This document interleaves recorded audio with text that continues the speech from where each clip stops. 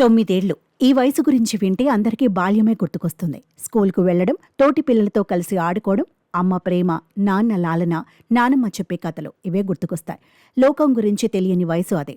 చదువు, ఆటపాటలు తప్ప వేరే ధ్యాస ఉండదు. బయటి ప్రపంచాన్ని అర్థం చేసుకునేంత వయసు కాదది. అలాంటి తరుణంలో పెళ్లి అంటే ఎంత దారుణంగా ఉంటుందో ఆలోచించండి. బాల్య వివాహాల సంప్రదాయం ఒకప్పుడు ఉన్నా, ఇప్పుడు లేదు. కానీ ఒకచోట సర్కార్ ఆ దిశగా అడుగులు వేస్తోంది. వివాహ వయసును 18 నుంచి 9కి తగ్గించాలని చూస్తోంది. మహిళల వివాహ వయసును తగ్గించాలని ఇరాన్ ప్రభుత్వం డిసైడ్ అయిందని తెలుస్తోంది. స్త్రీల వివాహ వయసును 18 నుంచి 9కి తగ్గించాలని భావిస్తోందని తెలుస్తోంది.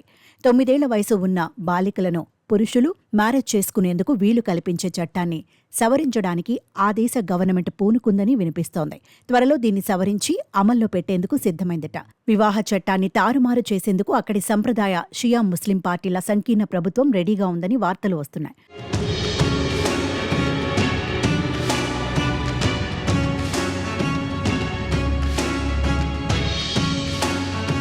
188 చట్టంగా పిలిచే దీన్ని 1959లో ప్రవేశపెట్టారు.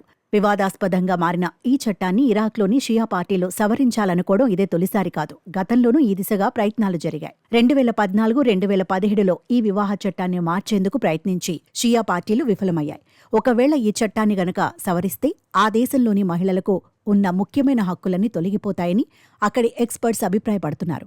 విడాకుల దగ్గర నుంచి పిల్లల సంరక్షణ, వారసత్వ హక్కుల వరకు చాలా కోల్పోతామని ఆ దేశ మహిళలు టెన్షన్ పడుతున్నారు. ఈ చట్టాన్ని అమల్లోకి తీసుకురావాలంటే ముందుగా అక్కడి పార్లమెంట్లో అధికారికంగా చర్చించాలి. ఆ తర్వాత ఓటింగ్ జరగాలి.